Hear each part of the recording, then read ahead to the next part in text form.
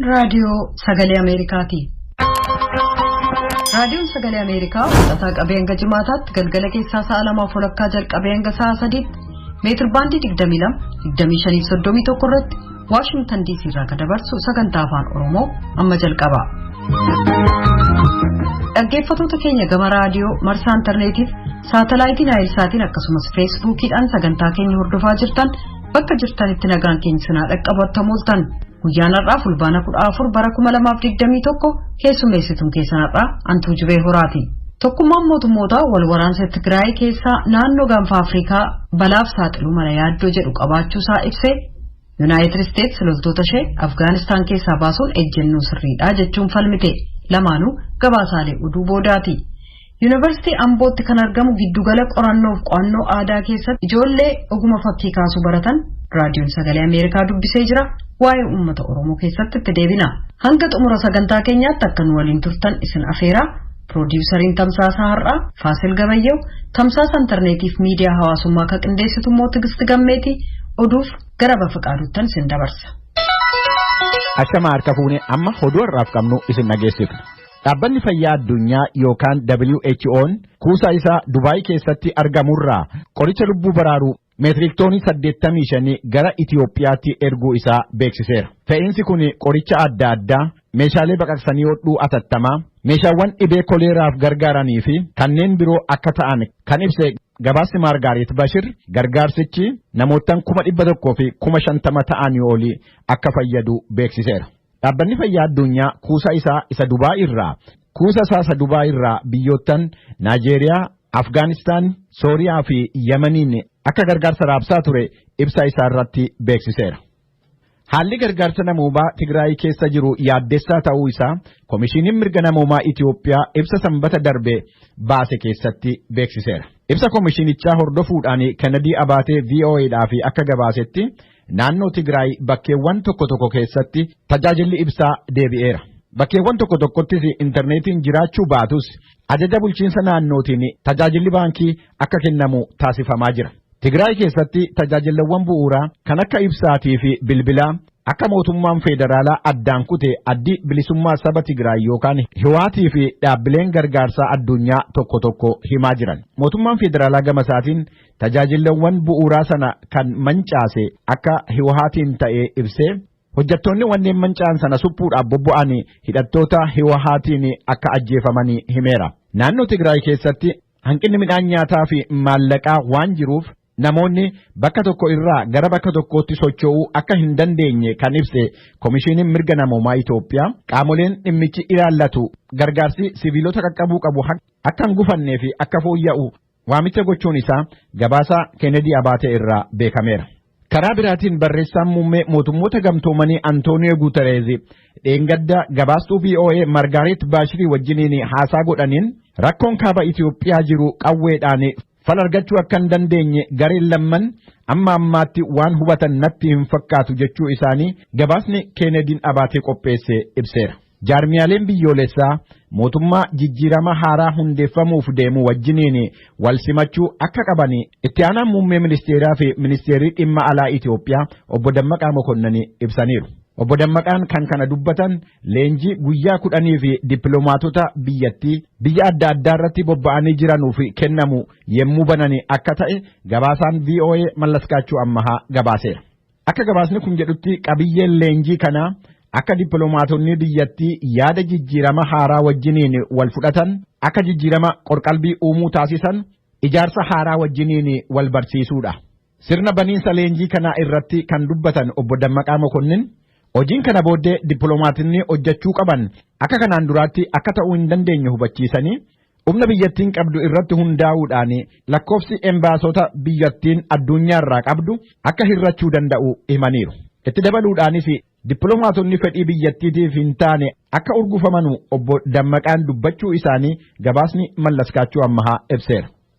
Zoonii Gondar Kaabaa aanaa Daabaat keessatti haleellaa hidhattoonni adda bilisummaa uummata Tigraay raawwataniiru jedhameen namoonni miidhaan irra ga'ee qe'ee isaanii irraa buqqa'an akka gargaarsi namoomaa taasifamuuf gaafachaa jiru. Haleellaa raawwatame kanaan namoonni 200 ol ta'an akka du'an kan ibse gabaasni Asteer Misgaanaaw hidhattoonni Hiwahaati yommuu guyyaa 5 fi naannoo sana turan namoottan nagaa akka ajjeesan qabeenya akka saamanii fi mancaasaa akka turan jiraattotaa fi aangaa'ota waabeffachuudhaan ibseera. Dhimma kana irratti dubbii himaan Hiwahaati dhiyeenya kana akka Rooyitersitti himanitti badiinsa sana gareen isaanii raawwachuusaa haalanii qaama bilisa ta'een akka qoratamu gaafachuun isaanii gabaasamuun isaa iyyadatama.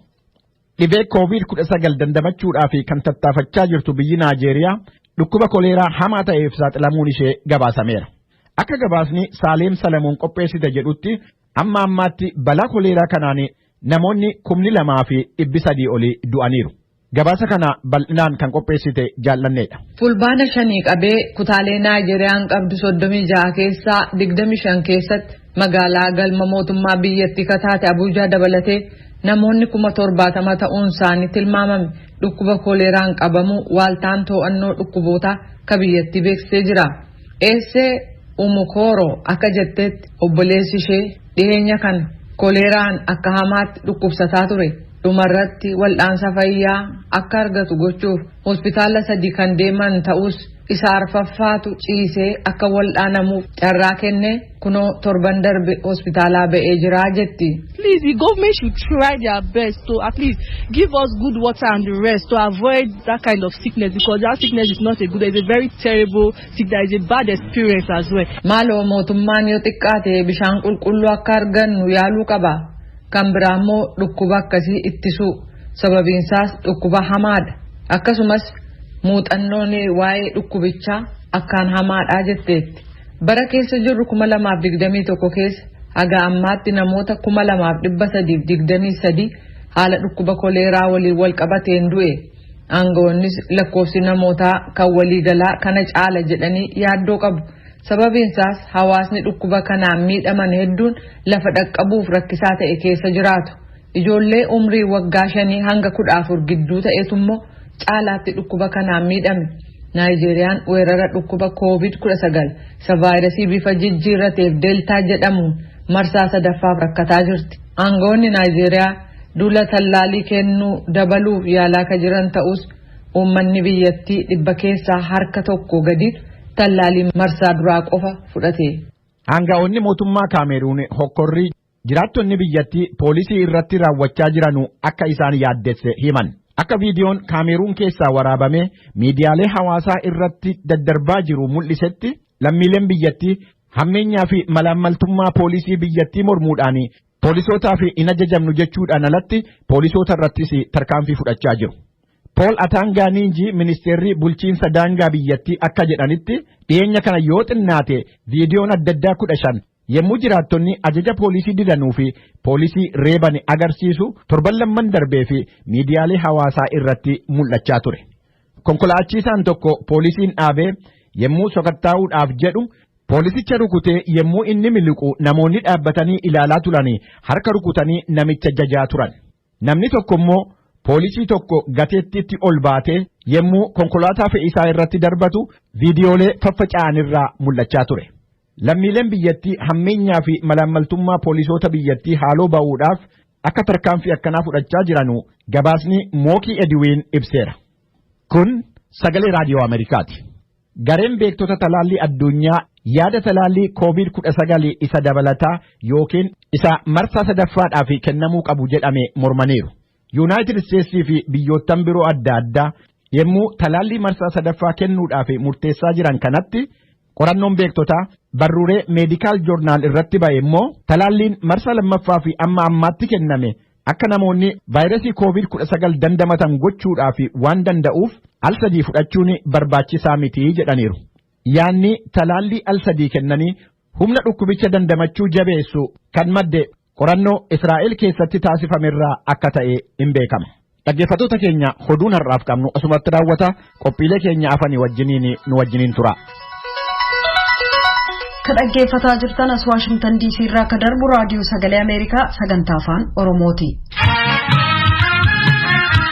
Tokkummaa mootummootaatti koomishinaritti olaantuun dhimmootii mirga namaa Michelle Bachelet naannoo Tigraay keessatti hammaataa kan adeeme walitti bu'iinsi gara jabinaan guute gara gaanfa Afrikaatti babal'achuu akka danda'u akeekkachiisan. Waajjirri mirga namoomaa ka tokkummaa mootummootaaf Komishinni mirga namaa Itoophiyaa dhiittaa mirga namaa Tigraay keessatti raawwatame jedhame ilaalchisuun bayii qorannaa waloon geggeessan gumii mirga namoomaa ka tokkummaa mootummootaaf dhiyeessaniiru. Gabaasaalee Saashlaayin jaallannee dhiyeessa. Baachaleet baatii waxabajjii darbe ibsa sadhumaa ega kennanii as lolli Tigraay keessatti